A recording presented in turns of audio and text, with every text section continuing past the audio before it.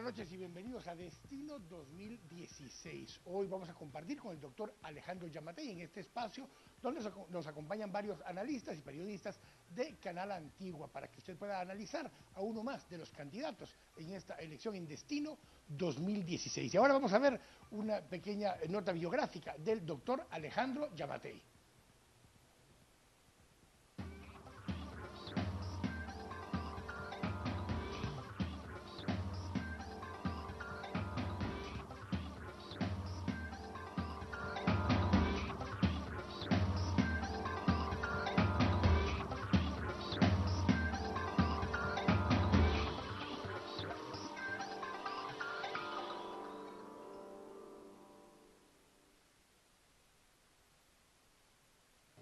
Alejandro Giammattei luchará por la presidencia con fuerza. Este será su tercer intento luego que en el 2007 con La Gana y en el 2011 con el partido Casa buscará la primera magistratura. Años antes, en 1999 y en el 2003, intentó ganar la alcaldía capitalina, pero perdió contra Álvaro Arzú Irigoyen. Giammattei es médico de profesión y además es bombero municipal. Su vida se desarrolló sin incidentes hasta que pasados los 20 años sufrió una osteoporosis degenerativa. Giammattei siempre ha dicho que uno de sus mayores logros ha sido estar vivo. Su servicio en el sector público va desde ser fundador del Programa de Planificación y Atención en caso de desastres, asesor de la Organización Panamericana de la Salud. Además, fue director de Transportes Públicos Urbanos de la Moniguate y gerente general de Empagua. En Semana Santa de 1989, Alejandro Giammattei medió para que el motín en la cárcel de Pavón cesara. 17 años después, era nombrado como director del sistema penitenciario. Eso le acarrearía uno de los desafíos más grandes en su vida, la cárcel. Según la CICIG, Giammattei está involucrado en la muerte extrajudicial de 7 reclusos. Luego de un proceso largo y pasar en la cárcel más de 10 meses, Giammattei fue absuelto. Según él, su acusación fue porque iba a ganar las elecciones en el 2011. Nosotros planteamos, sin miedo, la extinción de dominio. Primera vez que un ciudadano pide la extinción de dominio de otra persona, pedir bienes de la Roxana Valdetti, y vamos a seguir pidiendo los que hemos ido identificando como más propiedades que están a nombre de ella o de testaferros. Porque si queremos transformar el país, aquí no es de timidez. A partir de allí despotricó contra la CICIG e incluso escribió un libro que tituló Relato de una injusticia. Según Giammattei, habló con el actual jefe de la comisión, Iván Velázquez, para contarle lo que sucede dentro de las cárceles del país. El partido Fuerza de Derecha Moderada dice que lucha para transformar a Guatemala y aseguran que los buenos son más. Según Alejandro Giammattei, el país necesita un presidente con legitimidad moral y no legal. Ganar las elecciones te da un acta, eso se llama la legitimidad electoral, donde te dicen que vos ganaste las elecciones y hay un acuerdo y te lo dan. Muchos gobernantes creen que eso es suficiente para gobernar. Ese papel no es cierto. Más importante que la legitimidad electoral es la legitimidad moral para hacerlo. Y esa se construye todos los días. Alejandro Giammattei se jacta de haber sido el primer ciudadano en pedir la extinción de dominio de los bienes de la ex vicepresidenta Roxana Valdetti. Yo tenía chance de ganar las elecciones de 2011, métalo al tambo. Y estuve 10 meses, 17 días. ¿Y vos crees que me denigras cuando me decís expresidiario? No.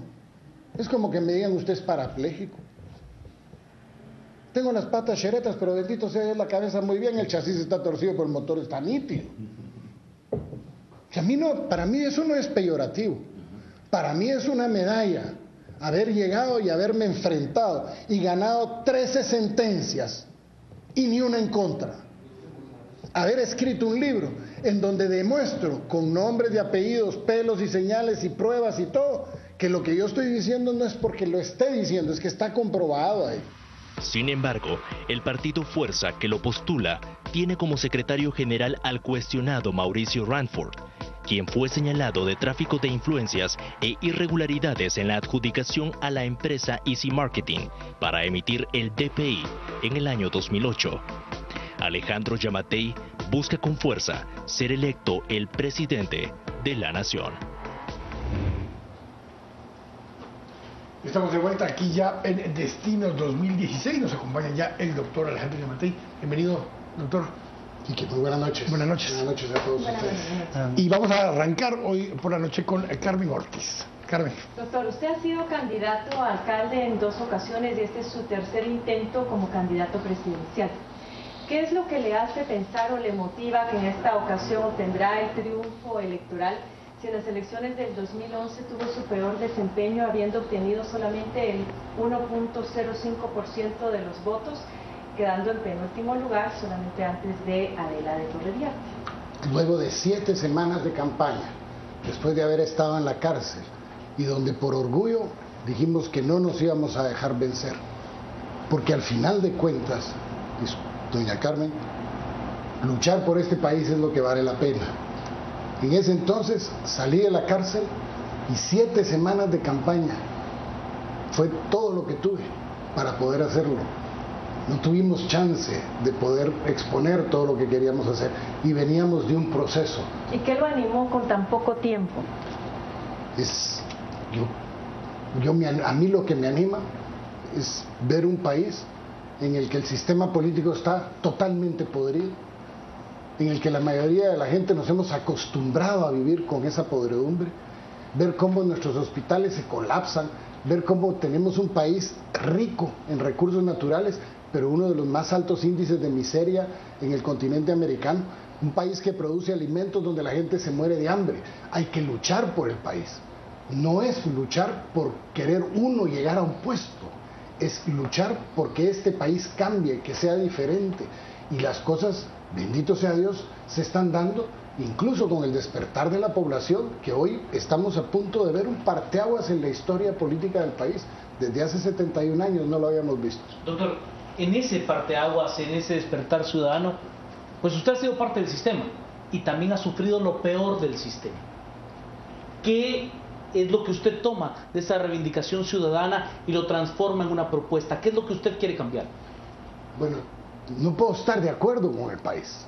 No puedo estar de acuerdo con este país en el cual lo hemos permitido que lleguen a los niveles de degradación del sistema como lo hemos permitido, porque al final no solo es lo que lo han hecho, muchos hemos pecado de omisión, porque nos hemos quedado callados. De hecho, uno de los grandes retos que tenemos los guatemaltecos es involucrarnos en política, porque político significa cualquier cosa, menos alguien honorable, decente, trabajador, amante de su país, de su comunidad. Eso no significa ladrón, significa mentiroso, significa corrupto. Hemos cedido el espacio, porque hemos llegado al colmo de llegar a pensar que ¿para qué meterse en política si eso es de cacos? Eso es lo que le dice la gente. Precisamente la gente está pidiendo en esta coyuntura caras nuevas, y ahí explican muchos analistas, por ejemplo, el crecimiento del señor Jimmy.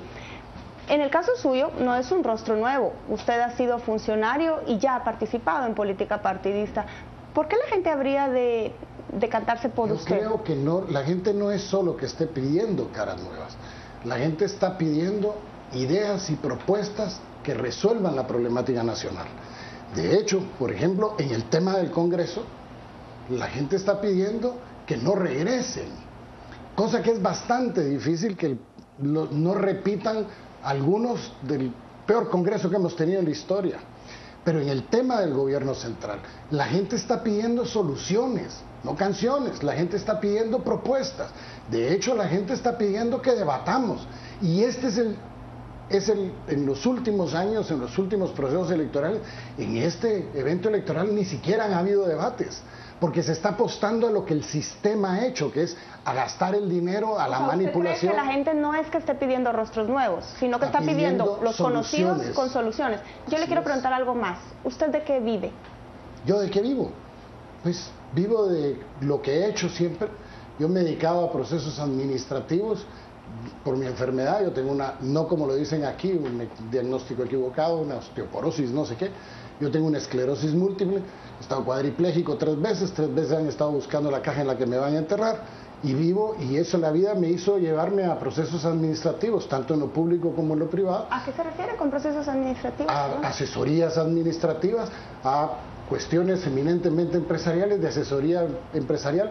En algunos de los casos me ha tocado a una parte de la que me he dedicado, que es rescate de empresas en crisis. ¿Y esta enfermedad no le limitaría a usted eventualmente en el ejercicio de sus funciones como presidente?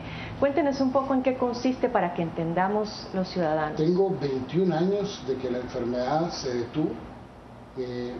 Es una enfermedad progresiva degenerativa del sistema nervioso central. Como le digo, estuve 3 veces cuadripléjico a lo largo de mi vida. De hecho, bendito sea Dios, he tenido el carácter suficiente para enfrentar la enfermedad. Y hace 21 años la enfermedad se detuvo, o sea, no hay rastros de mi enfermedad, milagro, periodo Entonces de se anticipa remisión. que no va a seguir avanzando, está No, detenido. de hecho yo tengo 21 años de estar pues mejor que antes. Doctor, una pregunta que es obligada en este espacio.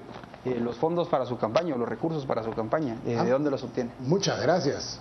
Acabo de lanzar un reto, un video que salió el fin de semana, el viernes para ser preciso, porque hay un candidato a la presidencia que cree que le toca todo, y le toca por pisto, según él, porque lleva gastado, según el reporte del Tribunal Supremo Electoral en 2 meses, 37 millones de quetzales, que eso hay que sumárselo a los cientos de millones de los últimos 3 años y medio.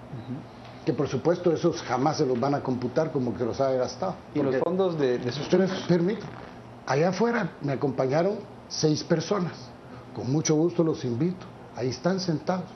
Nosotros hemos gastado en 2 meses 149,000 quetzales, y quienes me han ayudado a conseguir ese dinero, ahí están afuera, ellos son mis financistas, ahí están con nombres y apellidos. Como sabía que me lo iban a preguntar, si se los quieren preguntar a ellos, ahí están afuera. Ellos son los amigos que me han ayudado a conseguir 149,000 quetzales, que es lo que hemos gastado hasta la fecha. Me pareció haber visto al señor Mauricio Rasford, que lo acompaña, el secretario general de su partido. No está. Ok, entonces lo vi mal. Él es el secretario general de Fuerza. Fue el delegado del Congreso ante el RENAP cuando lo destituyeron 96 diputados. Incumplimiento de deberes y abuso de autoridad, arraigo, orden de captura, 6 denuncias abiertas, ligado a proceso, alguien que fue señalado de beneficiarse a sus empresas y también de dilatar la emisión del DPI. No le pregunto del caso de él, porque eso es una pregunta que le haríamos a él concretamente, sino a usted.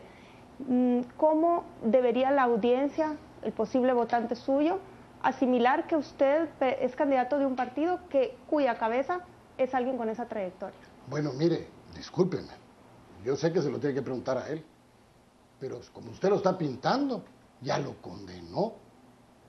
Y discúlpenme, Mauricio fue acusado junto con todo el directorio del RENAP, más la junta de licitación, eso han de haber sido 15, 18 personas, todos fueron acusados y salieron indemnes luego de un proceso que llevó todas las instancias. O sea, cuando usted lo presenta así, prácticamente suena a que el cuate cometió y está vigente su delito. La misma CICIG participó y se retira del proceso cuando se da cuenta que no había nada. Hasta donde yo sé, por la información de la prensa que he leído. Usted mira que quedó indemne todo el mundo de la acusación, pero una acusación ¿de parte de quién? De no haber querido contratar ese directorio a una empresa francesa que ya había sido negociada en el Congreso de la República, y que esa empresa francesa, luego después de las modificaciones de ley que se hacen a la ley del RENAP, se repite y se hace una licitación en donde entran 4 empresas, y la que hace la denuncia es la que estaba siendo favorecida por el interés de algunos diputados. Es que aquí hay que verlo todo en su conjunto, porque así como usted lo pone, Alejandro, se les pararían los pelos a cualquiera. Alejandro, Bueno, justamente, no en tanto, esa, ya no tengo. justamente en esa línea y viendo el panorama en su conjunto.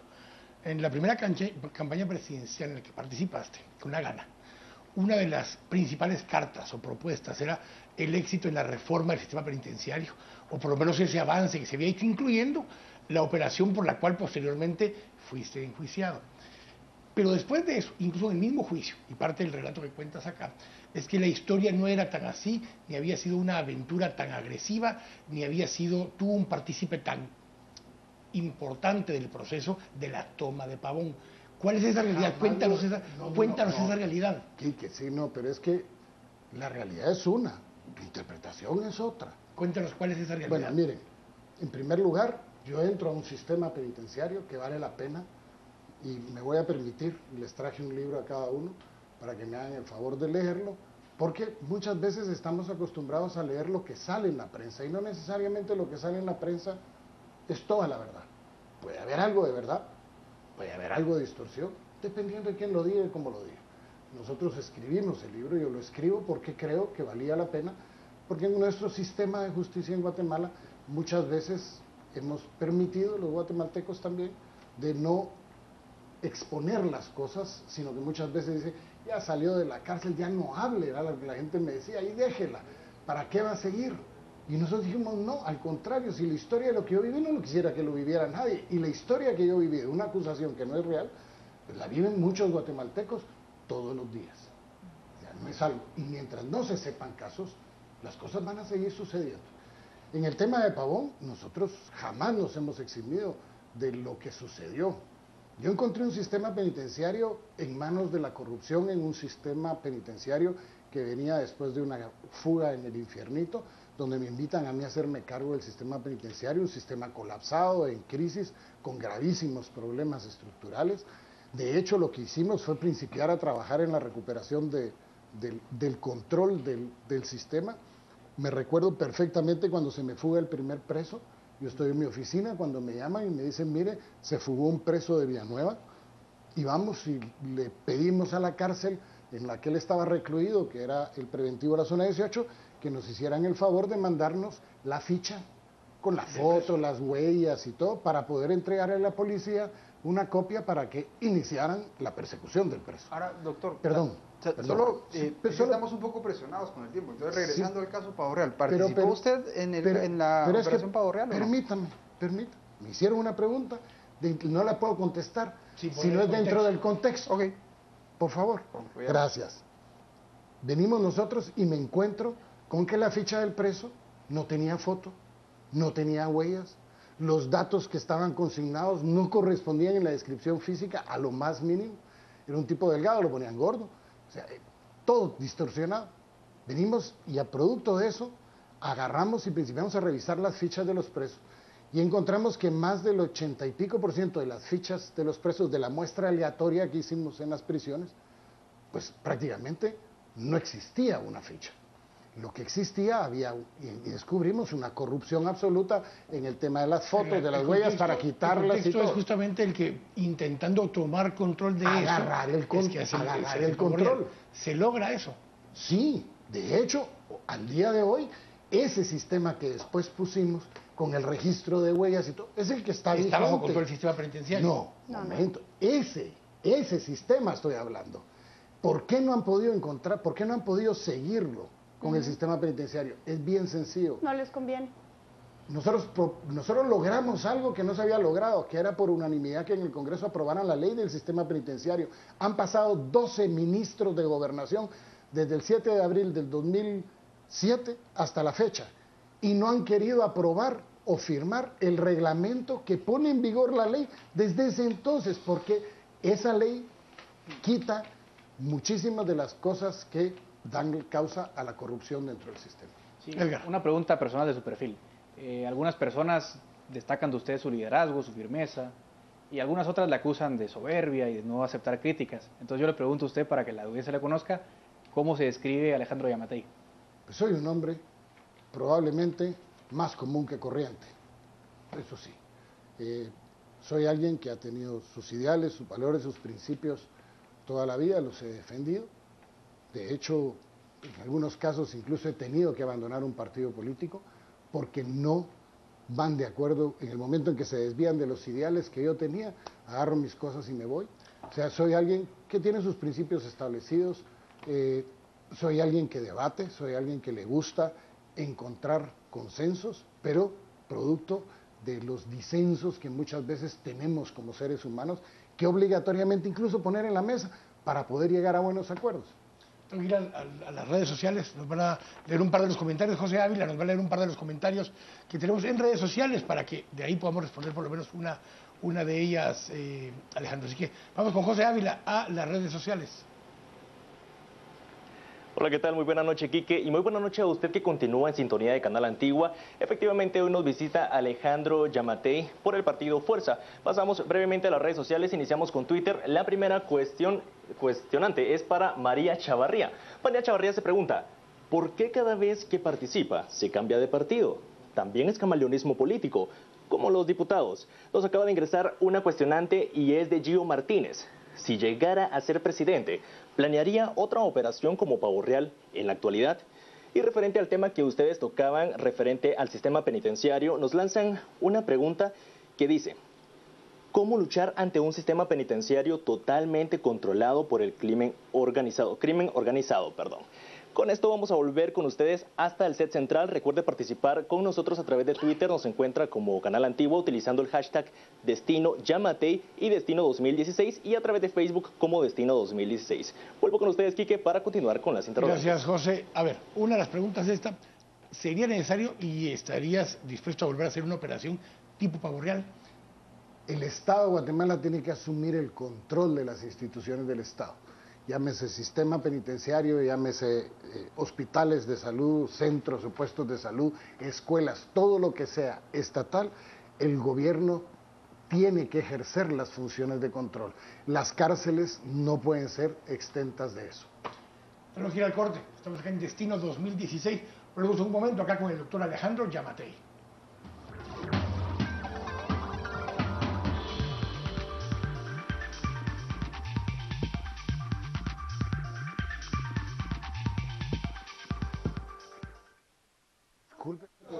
Discúlpeme, pero... Estamos presentando Destino 2016.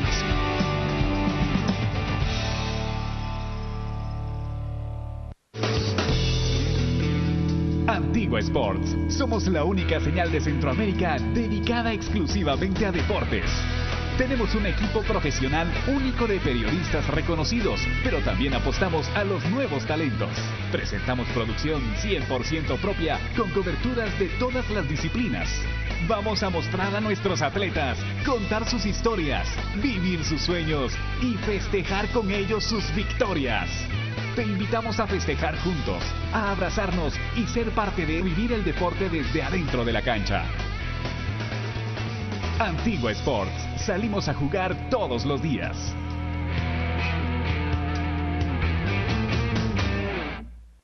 Lea esta semana en Contrapoder. Piñata en La Aurora. El ex jefe de Aeronáutica Civil repartió a dedo los servicios del aeropuerto. Los universitarios que protestan se apagaron o revivieron. Suplemento especial. El modelo de negocios de empresas comprometidas con el país. Puente Adentro. Una probadita de la nueva novela de Arnoldo Galvez. Así me convertí en cómic. El enmascarado misterioso que hace obra social en la Zona 1.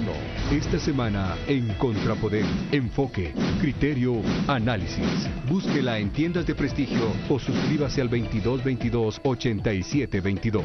Descargue la versión electrónica en Google Play o en el App Store.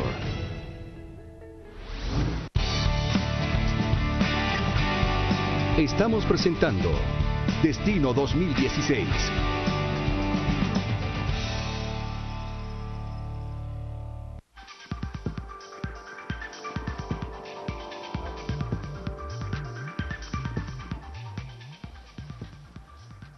Estamos de regreso acá en Destino 2016, acá con el doctor Alejandro Yamatei, y vamos a continuar ahora, vamos a entrar un poco también a temas de ideología y de plan de gobierno que nos están pidiendo también por las redes sociales, y arrancamos justamente con Juan Carlos Sandoval. Doctor, ideológicamente, ¿dónde se describe? ¿Cuál es su proyección ideológica de cara a gobernar el país? Soy un hombre de centro derecha, en ese orden. El mundo se ha ido alejando de los extremos, creo que muy sabiamente. Pero sin embargo, mi creencia en la libertad de mercado me hace ubicarme un poco hacia la derecha, digamos, dentro del contexto, viéndolo dentro del marco referencial de lo que estamos acostumbrados. Usted ha participado como candidato a alcaldía por la DC, también estuvo con La Gana, estuvo en Casa, ahora está con Fuerza. Si ha cambiado varias veces de partidos, nos podríamos preguntar, ¿por qué no ha formado usted un partido que englobe esa ideología suya? Bueno, de hecho, la ideología mía no es mía. Ser centro derecha no es una exclusividad de Alejandro Yamatei. No, de hecho, es una de las tendencias mayoritarias en el mundo. No, mire, la pregunta va un poco encaminada, ¿por qué he cambiado? Ese es, creo yo, el final de su pregunta. Si se ha cambiado de partidos, ¿por qué no se integra mejor uno suyo? A la DC a ser candidato a la alcaldía capitalina, fue una invitación que recibí. De hecho, en ese entonces tenía un candidato presidencial, el señor Bueso, si mal mi memoria no me falla, era un hombre pues, de centro derecha.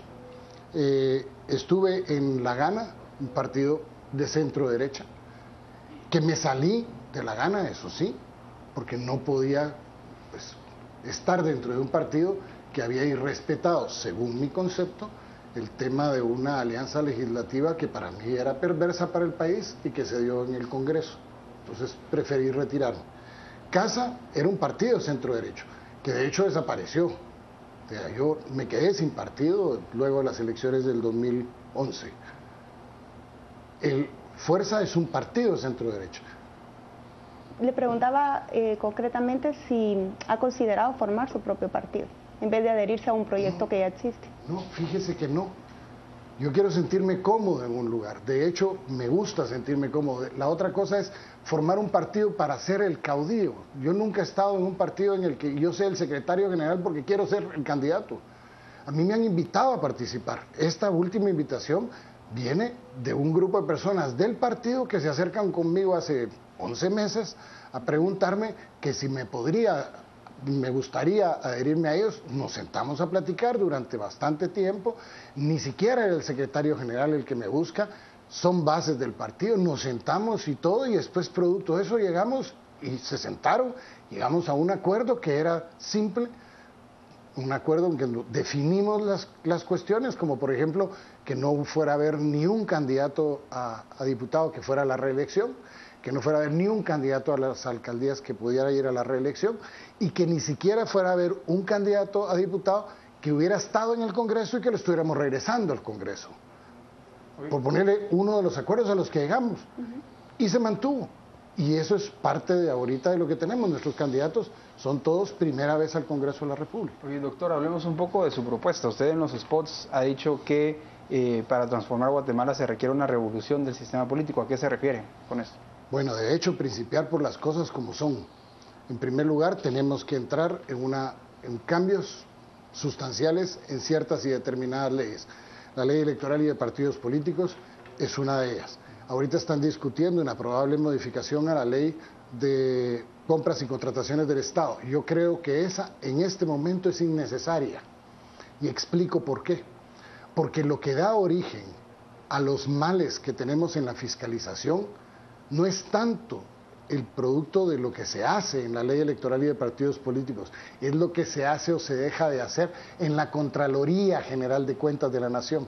Esa ley la tenemos que reformar, porque podremos reformar la ley de compras y contrataciones, pero si al final todo va a caer en una Contraloría en el cual todo se negocia, pues simple y sencillamente jamás nos va a funcionar. Vámonos un poco al fondo del asunto. Por ejemplo, nosotros creemos que hay que entrarle a armar una Contraloría General de Cuentas de la Nación que prácticamente se convierta en el cuarto poder del Estado, porque no tenemos instituciones de fiscalización, y si queremos combatir la corrupción, las instituciones de fiscalización son vitales para que podamos algún día poder perseguir penalmente a quienes se apropian de nuestros recursos. Pasemos, doctor, rápidamente a los pilares de su plan de gobierno. Usted ha desarrollado algunos spots sobre temas muy generales, pero ¿cuáles diría usted o son aquellos aspectos que usted quiere resaltar que lo van a diferenciar respecto a sus contendientes? Bueno, muchas gracias. De hecho, el orden en el que están refleja mucho de las prioridades. O sea, no es al azar. Una de las cosas que tenemos que entender que el problema social número uno de este país se llama educación. nosotros no podemos seguir teniendo un sistema educativo en donde es excluida la gran mayoría. Aquí en este país, mientras más pobre se es, menos calidad educativa hay. Y si el ser humano necesita la educación como una herramienta para salir adelante en la vida, y nosotros como país, para ser competitivos, necesitamos niños y jóvenes que se estén preparando, el sistema educativo tiene que ser transformado. Hay la urgencia, y si quiere le explico después cómo. En segundo lugar, sacamos el video de anticorrupción.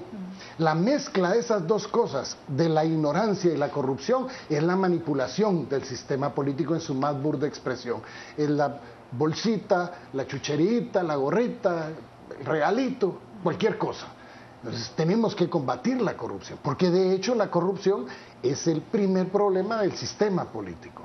De ahí viene la tercera, que es la austeridad, el Plan Nacional de Austeridad. Mientras no cambiemos las cosas en el país, Carmen, fíjese que no va a cambiar. Y le voy a aprovechar, explicar a los amigos algo. Todos pagamos impuestos. Y de cada quetzal de nuestros impuestos que pagamos, nosotros los guatemaltecos invertimos 75 centavos al final del presupuesto de este año en los gastos de administración y operación del gobierno. De funcionamiento. Así es. De lo que nos queda, 15 centavos nos sirven para pagar la deuda externa. O sea que tenemos ya 90 centavos. Y de ahí nos quedan 10 centavos. Y de esos 10 centavos, quitémosle el 30% de la mordida, porque es en la inversión social. ¿Qué nos quedan? Esto nos queda. 7 centavos de cada quetzal para resolver los problemas del país. ¿Y su plan de gobierno está basado en esas Está basado en que tenemos, el plan de gobierno está basado en que tenemos que principiar combatiendo la corrupción y bajando los gastos innecesarios, porque en los próximos años, producto de una reforma que hay que hacerle en todo el ambiente, incluso de la estructura propia del presupuesto general de gastos de la nación, deberíamos de tener como objetivos en el mediano plazo a tener el 50-50 si queremos cambiar el país. Los políticos no le hablan de esto porque todo el mundo quiere llegar, y mejor si es 99 lo que administran, porque no nos lo dicen.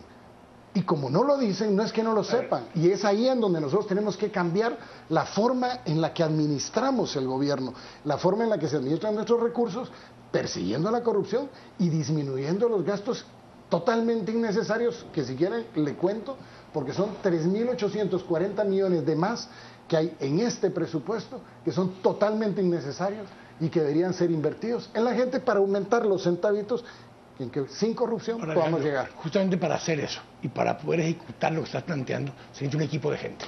Danos por lo menos 3 nombres de personas que te acompañarían en el proceso, aparte de Fernando Páez, obviamente tu vicepresidente, para poder hacer esto. Sí, y te lo voy a contestar, pero no hoy, y te voy a explicar por qué, Quique. Nosotros hemos venido con una estrategia de campaña que lógicamente no se cuenta, pero te la puedo compartir las cosas, en el que fuimos planteando, vámonos, 15 temas del plan de gobierno, vamos con 8 videos, mañana primero Dios está listo el 9º, y vamos a tener después de eso los 15 temas después de los videos desarrollados en forma escrita para que la gente, el que no los quiera ver, los quiera leer, pues los pueda leer. Posteriormente a eso vamos a ir presentando a los equipos que han ayudado a que ese plan de gobierno se haga. Entonces, no podría ahorita sacarte y decírtelo porque me comes las etapas.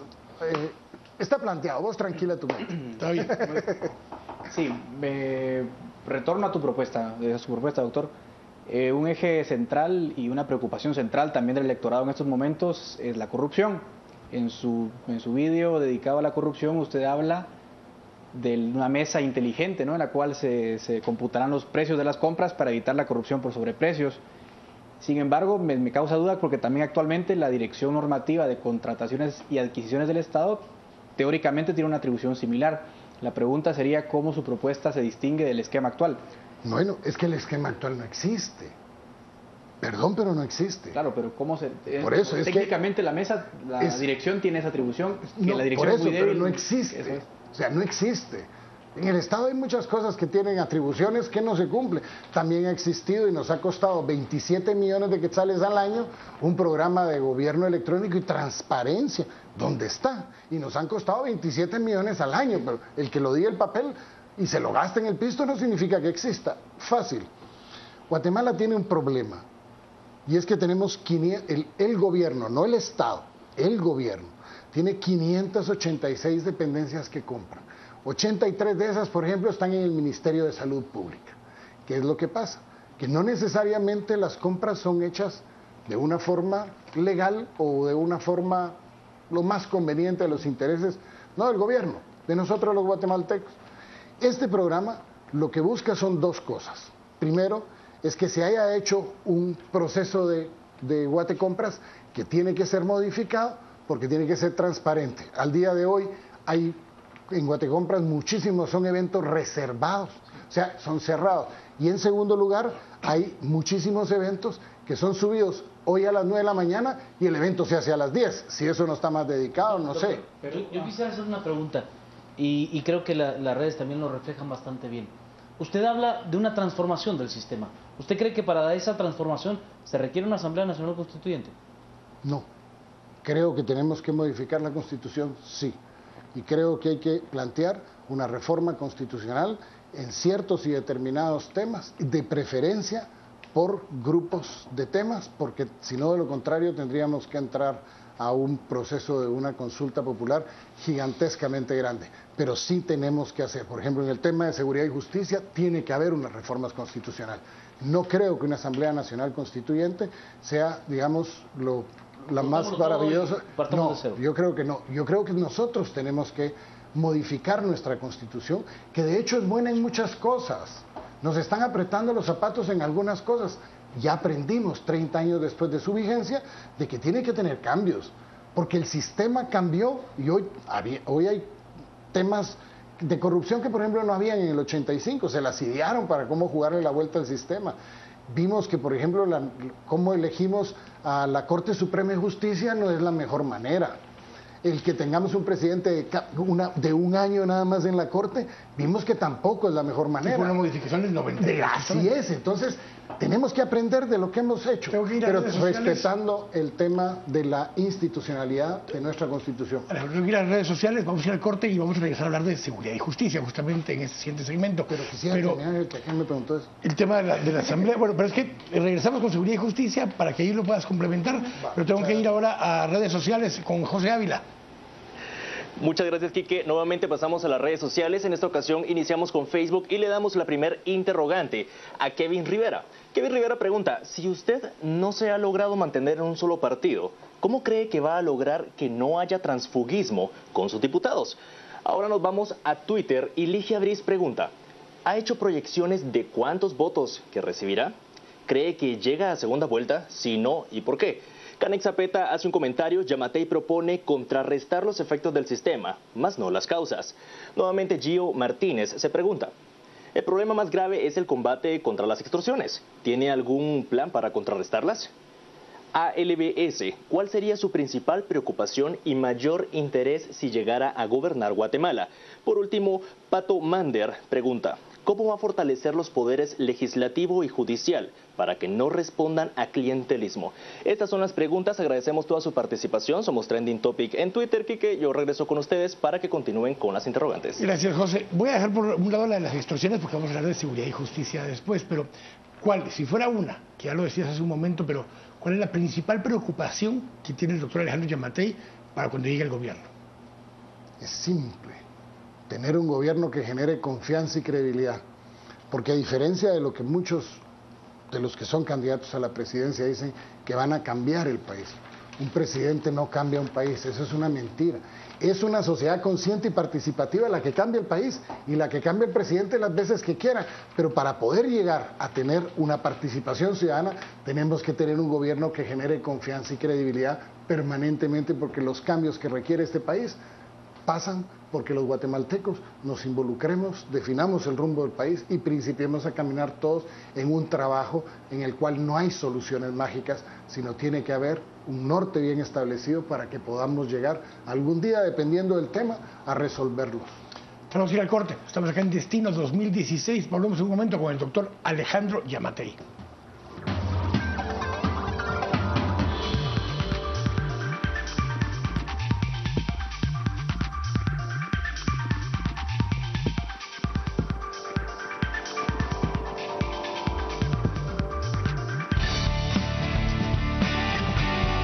Estamos presentando Destino 2016.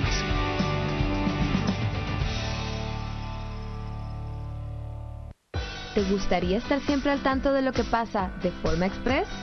Busca Vida para información fresca sobre tendencias, moda y gastronomía. Política, ciudad, seguridad y lo que ocurre en el mundo llega vía actualidad con un formato único. Famosos te mantiene al día con los personajes del momento. Te compartiremos los mejores consejos y herramientas de tecnología. Además, estarás siempre al día con lo más relevante del mundo deportivo. Los temas virales son infaltables, así como la interacción constante. Ingresa ya a diariodigital.gt o descarga nuestra app.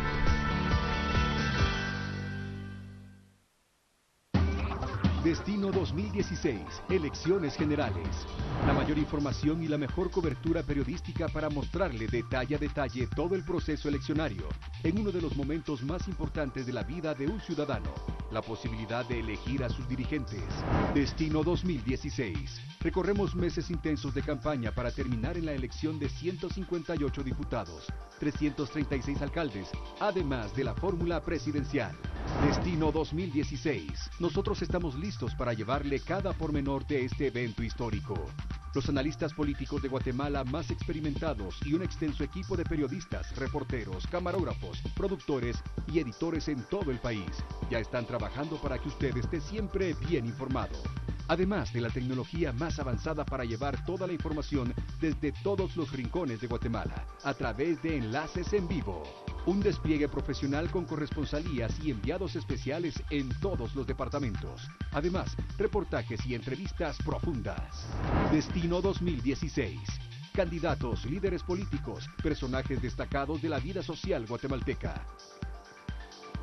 Y desde la hora de cierre de los comicios, el seguimiento exhaustivo de cada voto para llevarle minuto a minuto el recuento final. Este año estará marcado por el poder de las redes sociales. Por esto estarán abiertas con el hashtag Destino 2016 para poder recibir fotografías, comentarios, videos y todo lo que quiera compartir con nosotros para convertirse a usted también en protagonista. Destino 2016. El mejor análisis, la mejor tecnología, la mejor información. Desde todos los puntos del país. 2015, año de decisiones. Año para ver Canal Antigua.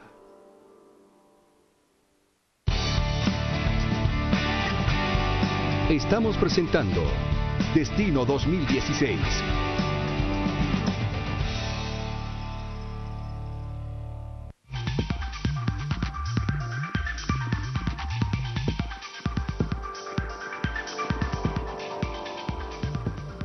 Estamos de regreso acá en Destino 2016 con el doctor Alejandro Giammattei y vamos a seguir conversando ahora en este espacio de las propuestas. Tenemos todavía un par de preguntas del tema de salud. Luego pasamos al tema de seguridad y justicia. Tiene la palabra Hugo Novales. Doctor, usted es médico, también ha trabajado, si no estoy mal, o dirigido a los bomberos. Entonces, seguro conoce muy de cerca el sistema de salud. Trabajé en el Ministerio de Salud hace... Me gustaría que nos diera dos propuestas concretas en materia de salud. Bueno, dos temas puntuales. Primero, que van a ser un poquito más, pero porque es un tema que requiere mucho. Primero, urge retomar el control administrativo, porque se perdió. Y de hecho, uno de los grandes problemas que tenemos es que, por ejemplo, se perdió el control administrativo por la corrupción. Corrupción que va desde la compra hasta la desaparición de los medicamentos, incluyendo la famosa rueda de caballitos, que entran las medicinas, salen, otra factura y es la misma medicina que está dando la vuelta. O sea, tenemos que tomar el control administrativo. Pero en segundo lugar tenemos que entender que cuando hablamos de salud pública todo el mundo pensamos en hospitales. Y el sistema de salud no son solo hospitales. Para que haya menos clientes para los hospitales hay que tratarlo primero. Son centros y puestos de salud, la atención primaria de la salud. Y por ejemplo, en el tema de lograr mejor abastecimiento, mejores precios, hay mecanismos establecidos, incluso ya regionales, para poder encontrar mejores precios, porque Guatemala, en el sistema de compras que tiene, estamos comprando las medicinas más caras. Incluso en algunos casos, a precios totalmente ridículos, fuera de lo que nuestros vecinos incluso están pagando por ellas. Entonces, eso tiene que cambiar. 32 medicamentos básicos en centros y puestos de salud controlan el 80% en la morbilidad, es decir, de las causas que hacen que la gente vaya. No podemos tener el 100% porque sería imposible, pero sí podemos atender el 80% de las necesidades con 32 medicamentos básicos. ¿Qué ventaja tenemos? Tratar una gripe en un centro de salud 1000 veces más barato que tratar una bronconeumonía en un hospital donde vamos a necesitar sueros, donde vamos a dar medicamentos, encamamiento, rayos X, etcétera, etcétera. Entonces necesitamos reforzar ese sistema. Tenemos que reforzar el sistema de vacunación porque es un tema que este gobierno olvidó totalmente. De hecho, la vacuna contra la tuberculosis prácticamente dejó de ser puesta. Eso significa que en los últimos año y medio hemos condenado prácticamente a todos esos niños a que sean muy probablemente tuberculosos en el futuro. Y tenemos el segundo, agarrar el control del sistema curativo, que es el sistema de los hospitales, en donde hay la necesidad, de nuevo, de hacer cosas totalmente novedosas para poder hacer funcionar el sistema de la mejor manera. Incluso en algunos de los casos, teniendo que ahorrar dinero de ese presupuesto, de ese plan de austeridad, para poder constituir, por ejemplo, el hospital de especialidades de niños, que no tiene un precio exorbitante si las cosas se hacen honestamente, y podríamos generar una descarga de las pediatrías, sobre todo de las especialidades de los hospitales más grandes, para tener camas, para poder cubrir con más atención en otros servicios, y hay que hacer, posteriormente a eso, desarrollar la tercera fase, que es poner en vigor un plan nacional de salud que nos dé en el mediano plazo la construcción de toda la red que se ha quedado rezagada durante los últimos casi 40 años. Una pregunta solo muy concreta. Regresando al tema del primer nivel de salud, ¿debe hacerlo el Estado directamente o puede hacerlo el Estado a través de ONGs, a través de empresas? No, yo creo que el sistema de salud es un sistema que tiene que agarrar el Estado. Van a poder, para casos puntuales, para programas puntuales, el Estado puede recurrir a lo que la ley permita, en los términos que la ley permita, y si es en el caso de ONGs que existan, no como ahorita de ONGs que hay diputados que tienen ONGs que se miran beneficiados con trabajos que nunca se van a hacer y si nos cuestan dinero. El robo de hormiga en los hospitales, combatirlo es declararle batalla principalmente al sindicato, que es uno de los principales ingresos que tiene. ¿Usted estaría dispuesto a enfrentarse? Creo haberlo contestado. Nosotros tenemos que tomar el control administrativo porque hay corrupción no solo en la compra de IGE, sino que también hay corrupción en todo el sistema. Hay una corrupción muy grande, eso todo el mundo lo sabemos, todo el mundo lo hemos sufrido, todo el mundo lo hemos visto. Pero debemos enfrentar sus sindicatos. Nosotros tenemos que enfrentar las causas que den origen a nuestros males, y eso significa que hay que hacer las cosas correctamente y tenemos que tener un gobierno que tenga la suficiente confianza y credibilidad en la población para contar con el apoyo de la población para hacer los cambios que hay que hacer. Insisto, si no hay eso, es bien difícil porque siempre vamos a tener, o tendríamos lo que hemos tenido, un gobierno débil que sale a pactar, porque lo más fácil es pactar con un líder, un medio líder social, porque ni siquiera es un líder social. Es lo que hacen siempre. Es lo que, no se le enfrentan. Porque son parte del negocio. Pero si usted no es parte del negocio, puede entonces asumir las cosas. Pero si usted no es parte del negocio, si entre todos tienen la cola machucada, ¿cómo pueden resolver el tema si lo que están es repartiéndose el pastel? Doctor, yo quiero volver a los temas de seguridad. Ya había usted hablado un poco sobre el sistema penitenciario. Usted tiene experiencia como director y también conoció como preso. ¿Cuál sería su propuesta para poder mejorar la situación, pero no solamente del sistema penitenciario, sino también de los centros de detención para menores? Bueno, en primer lugar, para menores, efectivamente, eso se menea a través de la Secretaría de Asuntos Sociales, no es el sistema penitenciario. Creo que en ese tema hay que hacer algo totalmente novedoso. Tenemos que cambiar algunas cosas. Uno de ellos es la forma en la que tenemos guardados a las personas. Hoy por hoy lo que tenemos son bodegas de personas en donde no hay el más mínimo recato en que pueda haber algún programa de rehabilitación. Mucho menos hay la identificación del perfil criminal para saber quién puede ser rehabilitable, quién no, para poder separar a los rehabilitables de los no rehabilitables. En el caso de los menores es urgente que se haga. 3, tenemos un gravísimo error en nuestra ley. Si usted tiene 35 años y lo agarran preso porque cometió un delito a los 16. Lo condenan como menor y usted a los 35 años de edad va a la cárcel de menores a cumplir la sentencia de menores.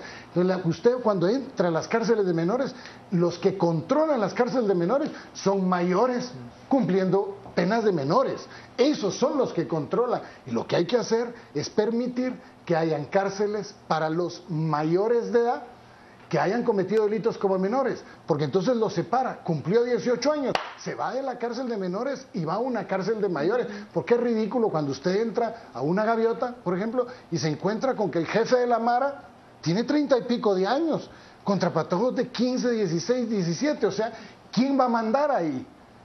Va a mandar el fuerte, el viejo, el de la experiencia. O sea, por ejemplo, ese cambio es urgente que lo hagamos. Nosotros propusimos hasta dónde hacer la cárcel, entre el preventivo de la zona 18 y Santa Teresa, esa cárcel. Se quedaron los planos hechos para que pudiéramos tener ahí a los menores, respetando el Código de la Niñez y la Juventud, para que puedan cumplirlo como menores, pero mayores de edad. ¿Por qué no lo quisieron hacer? Eso pregúntense los que venían atrás. ¿Por qué no les interesa? Porque el tener ese relajo, esa monserga de presos, sirve con fines de corrupción. Doctor, la Policía Nacional Civil tiene un número de elementos, el Ejército de Guatemala otro, pero el mayor número de elementos armados en Guatemala son las policías privadas. ¿Cuál es la modificación que usted plantea para que efectivamente el Estado vuelva a retomar el control de la seguridad ciudadana? Bueno, miren, en primer lugar tenemos que reconocer que llevamos 15 años de un acuerdo de fuerzas combinadas que no han sido, por donde pasó, lo más efectivo del caso. Es más, hoy vemos a soldados chupando con policías. Hoy vemos a soldados que van subidos en una rueda de patrulla cuidando el camión que lleva el cargamento. Tratamos de vestir un santo, desvistiendo otros y terminamos con dos santos en pelota. Eso no puede seguir. La institución del ejército tiene su papel y tiene que jugar su papel. Y la función de la policía es cumplir con su papel. Si nosotros seguimos equivocando el camino, jamás vamos a entrarle a lo que es el problema, la estructura del problema en la propia policía. ¿Por qué? En la policía se compran los rombitos o galones, se compran. Ahí no se ganan por capacidad, por entrenamiento, por función. Ni ahora por los procesos formativos, no. Por la academia. No. Y ese es el error. ¿Por qué? Nosotros tenemos que entender que la policía tiene que tener una oficialidad que dirija. Y eso significa que no pueden ser de un año de entrenamiento o de 6 meses de entrenamiento. Nosotros necesitamos formar oficiales de carrera, porque necesitamos dignificar, así como es reconocida la carrera del ejército en la Constitución. Cuando hagamos las modificaciones al tema de la Constitución, tenemos que reconocer la carrera policial, porque le tenemos que dar un papel preponderante, cosa que no ha tenido. Si no, ¿cuántos de ustedes no han ido a una comisaría y entrar ahí no se aguanta pero ni la peste? Ahora, pero la Policía Nacional Civil son alrededor de 34,000 oficiales más o menos.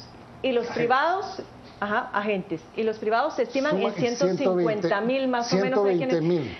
Estamos en extrema vulnerabilidad porque la mayor parte de estas empresas no están regularizadas, no han cumplido con las normas que establece la ley. Y vimos un caso esta semana de una señora nuevamente que ha sido herida. En otros casos han sido más bien... el asesinato en la 18 calle, etcétera. Entonces, este es un tema que pareciera estar pendiente. ¿Qué haría usted para hacer que se cumpla la ley? Es que no podemos tener una ley de policías privadas en la cual se estipula cuáles son los requisitos, se estipula cuáles son los controles, pero se negocia en el Ministerio de Gobernación ni requisitos ni controles, porque para principiar de esos 120,000, preguntémosle a la gremial de policías privadas cuántos miles son de agencias no registradas. Nosotros mismos, el Estado mismo, es su propio debilitador de sí mismo, porque simple y sencillamente no le entra al fondo del asunto, que es hacer que se cumpla la ley. Si el problema en muchas de las cosas que tienen que ver con seguridad es el incumplimiento de la ley por parte de las propias autoridades, porque conviene. O sea, por supuesto, si yo tengo mi cuate, ponete ahí tu changarro y contratate unos cuantos y ahí te voy a dar yo el permiso. ¿Y cuál es el permiso? Ahí ponerlo. Ni siquiera, no hay nada oficial. La ley estipula los requisitos para ser policía. ¿Cada cuánto se hará la evaluación por parte de las oficinas correspondientes de si se está cumpliendo o no con eso? Si tiene más de 25 años, si tienen expediente de investigación mental, todo lo que nos dice la ley. ¿Por qué no se ha hecho? Porque simple y sencillamente todo el sistema ha estado podrido. Y cuando aquel me dice es que hay que revolucionar el sistema, eso es lo que hay que revolucionar. O sea, tenemos que entender que hay que revolucionar la participación ciudadana con nueva gente para lograr cambios estructurales a nuestro sistema político, porque ese sistema político y esa corrupción generada en ese sistema político nos daña en muchos ámbitos, en la mayoría de los ámbitos de la vida. Y contra eso es lo que hay que luchar. Doctor, en el tema económico, digamos, el sector agrícola es muy importante. Y hay como un mundo dual, ¿no? La economía a gran escala, más industrializada, digamos, y la economía más campesina, más digamos, micro, ¿no? ¿Qué hacer o cómo establecer un balance entre estos dos mundos? Digamos, una economía más fuerte, en el caso de la agricultura más industrializada, y la de los campesinos menores, que a lo mejor también tienen problemas con los derechos de propiedad, el acceso al crédito. ¿Qué propuesta tendría usted ahí? No, no, así que tengo 30 segundos. 20. A la madre. Mira, Guatemala tiene que aumentar. Si queremos mejorar los ingresos del Estado, si queremos mejorar el trabajo en el país, tenemos que aumentar, por ejemplo, la exportación de productos, sobre todo los no tradicionales. 5 años deberíamos estar logrando duplicar el actual volumen, que ha sido comparado, que se ha duplicado en los últimos 10. Nosotros tenemos que correr en hacerlo en 5. Y uno de los grandes temas es el desarrollo rural de Guatemala. Ahí nos tenemos que enfocar, porque es un gran empleador que hoy por hoy está durmiendo el sueño de los justos. De hecho, el gran programa de los últimos 4 gobiernos ha sido regalar un saco de fertilizante. ¿A quién? A saber. Que dicen que son 400 millones entre gastos de fertilizante, traslado, hasta las agencias de policía están contratadas ahí para poder trasladarlos y cuidarlos, etcétera, y le damos a la gente un saco de fertilizantes sin preguntarle si tiene tierra o no tiene tierra, si tiene maceta, y de repente ni maceta tiene, pero hay que se haga de unos sus centavos con un saco de fertilizante. Eso no nos lleva a ningún lugar. En la Constitución Política de la República se habla, por ejemplo, de los fondos de garantía que tienen que ser establecidos con el propósito de lograr el desarrollo social y humano de las personas. Eso dicen, nunca lo hemos hecho, 30 años de estar en la Constitución y nunca nadie lo ha hecho. Nosotros tenemos que agarrar esos 400 millones de quetzales de los fertilizantes y hacer fondos de garantía con los cuales podamos generar, ¿qué? Generar recursos para llegarle a quién, a grupos organizados. No podemos llegarle más a una persona, a un pequeño microproductor. Tenemos que organizarlos por cultivo, por área y darles para que puedan tener acceso a tecnología, para que puedan tener acceso a recursos y que puedan ellos afrontar como créditos solidarios de ese fondo de garantía, puedan ellos hacerlo. Si eso lo hacemos así, esos 400 al año se convierten en créditos por 1.600, que en 4 años son 6.400 millones de quetzales que están ahí ya en el presupuesto. No hay que gastárselos, no hay que hacer nada de eso, sino que simple y sencillamente aplicarlos para poder generar. Eso nos alcanzaría para poder llegar en 4 años casi a la mitad de los microproductores. ¿Por qué? Miren, si no erradicamos la intermediación, si no perseguimos que los campesinos organizados puedan tener acceso al mercado, que es una función del gobierno, a través de buenas prácticas agrícolas, deberíamos pues, estar exportando. Tenemos que regular ya por fin de algún día que los productos EPA sean los que se utilicen y los que no sean EPA los dejemos de utilizar, porque eso nos ayuda a buenas prácticas agrícolas para hacer mejor y más atractivos nuestros programas de exportación, que tienen que venir de esos grupos también, no solo del grande. Una pregunta o 2 preguntas concretas con respecto a este tema. Y hay propuestas como, por ejemplo, la Ley de Desarrollo Rural, es una, salarios mínimos diferenciados es otra. Sobre estas 2, que son muy concretas y que vienen de puntos distintos del espectro ideológico, ¿de acuerdo o en desacuerdo? ¿Vos crees... Y disculpa que te trate de vos, pero, no hay ningún problema. Sos más chavo que yo. Sí. Por poco, pero. ¿Vos crees que el Congreso podría emitir una ley que diga que por decreto se puede dejar de ser pobre? No, en absoluto. Sería ridículo. La ley de desarrollo rural es igual. Una ley de desarrollo rural no garantiza el desarrollo rural. El desarrollo rural lo garantiza la voluntad política y las acciones que tome el gobierno en llegarle a los pequeños. A eso es. O sea, la ley de desarrollo rural per se no hace nada. Lo que necesitamos es reestructurar las funciones del MAGA. 80% de los trabajadores del MAGA trabajan en la capital y aquí no se siembra una papa. O sea, hemos abandonado el desarrollo rural, no nos interesa, lo hemos ignorado y el resultado es la miseria, la pobreza, el que la gente viva bajo niveles de sobrevivencia, cuando a través del desarrollo rural podríamos llevarlos a unos niveles de excedencia. Que ese es subir en las gradas económicas y luchar contra la pobreza. La pobreza no se va a combatir regalando, la pobreza se va a combatir trabajando. Vamos a ir a una serie de preguntas rápidas. Y aquí lo que necesitamos son respuestas cortas, la mayoría son sí o no, o de acuerdo o desacuerdo, para cerrar esta etapa y después te voy a dar un minuto para que puedas despedirte de la gente. Empezamos con Carmen. La mía es más bien a favor o en contra de la enseñanza de la Biblia obligatoriamente en los centros educativos. Yo creo que, a pesar de que soy una persona que cree en Dios... ¿Es solamente a favor o en contra? No. Hay que dar una explicación. Permítame, porque es que suena... Pero cortita y al pie. Sí, no, por eso. Pero, porque es la dinámica por el pero tiempo. Ya lo sé, pero ahí le voy a contestar rapidito. Creo que la institución de la educación tiene, por nuestra Constitución, el meter la Biblia es inconstitucional en nuestra Constitución. Creo que eso no lo debemos permitir, romper la Constitución, y creo también que hay que dar valores, principios, ética, moral, urbanismo, civismo, todo lo que antes se dio, que nos lo dieron a nosotros y que lo quitaron. Y que los padres de familia hagan su función. Concretamente, ¿pena de muerte a favor o en contra? A favor de cumplir con las responsabilidades del presidente. Y si las responsabilidades del presidente son el recurso de gracia, el presidente tiene que tener los pantalones para decir sí o no al recurso de gracia. Doctor, ¿juzgar a menores como adultos luego de una resolución judicial? Arriba de los 14 años creo que los cambios tenemos que hacer. El grado de madurez del delincuente ha variado terriblemente y hoy tenemos forma de poder entender el grado de madurez de los niños de arriba de los 15 años. Creo que es una viabilidad hacerlo. Erwin Spersen, ¿culpable o inocente? Creo que Alejandro Yamatei, relator, son preguntas cortas. Sí, pero relate mi caso. Es la dinámica del segmento. Discúlpeme, Paola. Es que si no vamos a tener que dejarlo. El caso es lo mismo. Entonces, es lo mismo. Inocente. Yo creo que ahí está escrito.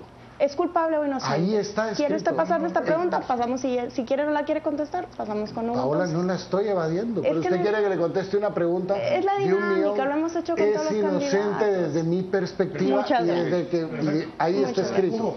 Ok, legalización de las drogas, ¿a favor o en contra? No puedo estar a favor. ¿No? Okay. Y no puedo explicar más, pero porque no me dejan. Sí, a favor de que continúe más tiempo la CICIG. Corazón partido, una canción de Alejandro Sanz en la que me gusta mucho, y te voy a decir una cosa, a pesar de que conmigo cometieron un error, creo que hoy hay que guardar las células hepáticas y tenemos que continuar, en el entendido que la CICIG no se quede única y exclusivamente como un perseguidor penal, sino que nos ayude a la transferencia de tecnología, a la capacitación, y que algún día nuestras instituciones las veamos nosotros, no otra gente, pero ahorita, hoy por hoy, tiene que seguir. Voy a la revisión de redes sociales para que nos hagan una pregunta última y la oportunidad para que haga su cierre. Vamos con José Ávila nuevamente. ¿Cuáles son los últimos mensajes de redes sociales? Así que vamos a pasar rápidamente a las preguntas a las redes sociales. Tenemos la primera de Falio Iván Moreno, que dice: doctor, ¿estaría dispuesto usted a bajar el salario y al de otros funcionarios si llegara a ser presidente? ¿Sí o no? Y referente a los temas de seguridad, tenemos otra pregunta de Pato Mander que dice: ¿planea reformar la ley de tenencia de armas, sí o no? Estas son las dos preguntas que tenemos para finalizar ya este segmento. Déjenme comentarles, somos Trending Topic en Twitter. Gracias por su participación. Regreso con ustedes, Quique, para que continúen con el análisis. Más regulación en tenencia de armas. Yo creo que lo que hay que hacer es principiar porque la actual se cumpla, porque no se está cumpliendo. Un mensaje final para que le puedas decir a nuestros televidentes. Muchísimas gracias, estimados amigos y amigas, a Canal Antigua, muchísimas gracias por esta interesante charla. A los amigos analistas y periodistas también, muchísimas gracias. Yo sé que creer en políticos hoy en día es difícil. Y yo sé que tenemos a duras penas hoy casi 7 semanas, si mi memoria no me falla, para que lleguemos al 6 de septiembre. Tenemos el chance de poder conocer las mejores propuestas, tenemos el chance de conocer realmente las soluciones al país. Y sobre todo tenemos la oportunidad, la evolución del sistema político por la vía democrática. No perdamos esa oportunidad, no votemos nulo, no votemos en blanco, vayamos y escojamos en base a las preferencias de ustedes y atrevámonos a cambiar la historia. Que Dios les bendiga, pero especialmente que Dios bendiga a Guatemala. Gracias, Alejandro. Tenemos que ir al corte. Estamos acá en Destino 2016 y volvemos con el análisis de nuestros 6 panelistas.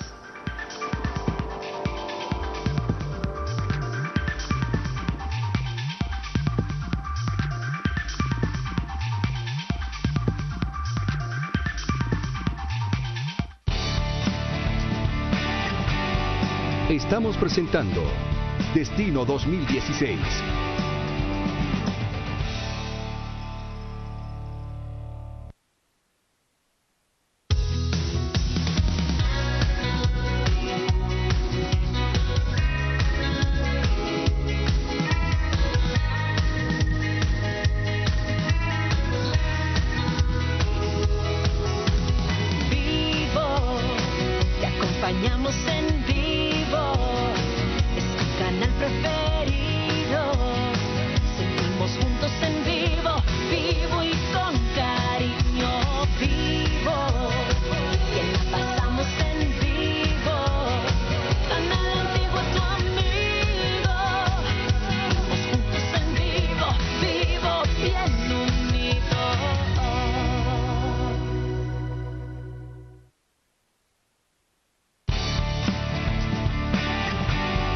Estamos presentando Destino 2016.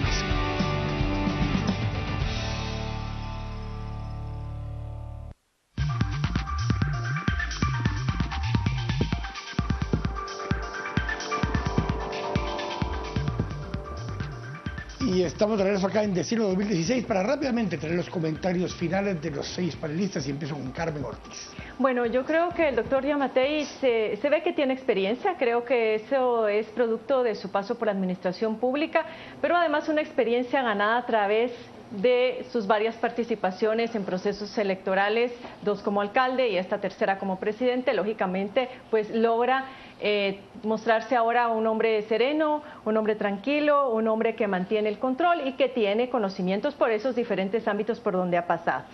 En términos de su recurrente participación en política, sentí que fue muy idealista en sus respuestas y no nos atendió mucho al tema de la racionalidad de en una campaña electoral haberse animado a participar cuando inmediatamente había salido de la cárcel con tan solo 7 semanas previas al proceso electoral. Lo otro que he de decir es que es un hombre pues que aparentemente tiene un plan, lo ha estado divulgando a través de varios spots pequeñitos, un plan que aparenta ser moderado. Y además, si algo hay que destacar también es que no tiene una actitud mesiánica en cuanto a sus ofrecimientos, el famoso yoísmo, yo voy a hacer, yo voy a solucionar, sino que es una persona que más bien habla de la responsabilidad social también de todos los ciudadanos. Me gustó. Gracias, Carmen. Edgar. Sí, bueno, coincido en muchos planteamientos de Carmen, una persona muy afable ya en el trato personal, me dio la sensación de ser alguien más abierto de lo que yo previamente pensaba. Me pareció concreto sus propuestas, a diferencia quizás de otros candidatos. Creo que veo por lo menos con mucha consistencia, digamos, ciertas propuestas concretas. Veo muy fuerte y muy desarrollado su análisis de seguridad, seguramente porque su experiencia está muy inclinada hacia ese lado y no me quedó tan clara, por ejemplo, la propuesta de corrupción. Quizás sería lo único que yo le sentí un poquito cojo, ¿no? La propuesta, digamos, de la mesa inteligente, no, de alguna forma no abordó con mucho tino el tema de que ya hay una institución bastante parecida, digamos, que teóricamente es lo mismo, pero que no se cumple. Pero restando eso, yo creo que fue bastante sólido, aunque discrepo en algunas cosas con él.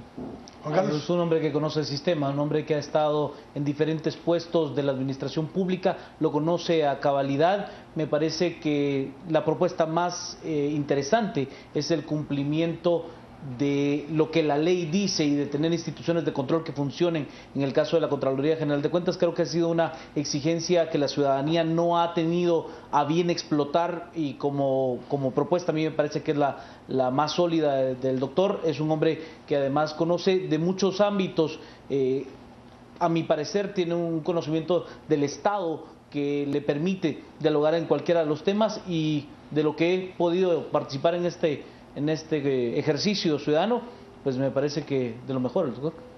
Yo lo he entrevistado varias veces y encuentro ahora, como dice Carmen, a un candidato más abierto a responder. En la campaña pasada estaba más a la defensiva por el caso Pavón, y sobre el caso Pavón yo creo que es el caso que lo catapultó a él de ser un candidato que quedaba en últimos lugares a la alcaldía metropolitana a convertirse en el candidato oficial en la campaña de hace 8 años, ¿verdad?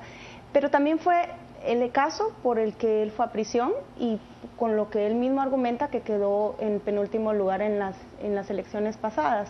Creo que es una tara que el candidato lleva. Él no se puede desligar del caso Pavón, indistintamente de lo que haya sido el fallo judicial, lo que diga él, lo que digan sus adversarios. Es algo que un candidato a la presidencia lleva a cuestas y no pesa poco. Y básicamente con eso me referiría. Hugo. Bueno, me sorprendió ver un candidato que, sin dejar de ser enérgico, no es mesiánico. Yo también tenía esa idea de que era una especie de yo soy un mesías, yo voy a venir a cambiar todo. Pero el Yamatei que vemos ahora es un Yamatei que aparentemente ha aprendido ya de las múltiples campañas que lleva. Ahora, sí creo que hay algunos temas, a pesar de que tiene un programa y que el programa tiene propuestas concretas, hay algunos temas en los que suele responder con evasivas, y uno de los casos más claros es el tema de la corrupción. O sea, cuando yo desconfío de un candidato que me dice únicamente hay que cumplir lo que ya está, y no me dice por qué es que lo que ya está no se cumple o qué va a hacer para que lo que ya está se cumpla. Es decir, aquí hay me parece que hace falta ese último paso de cómo voy a hacer yo para hacer las cosas distintas de los que vinieron anteriormente. Por lo demás, de nuevo, valoro que tenga una propuesta y que tenga una respuesta concreta para casi todos los temas.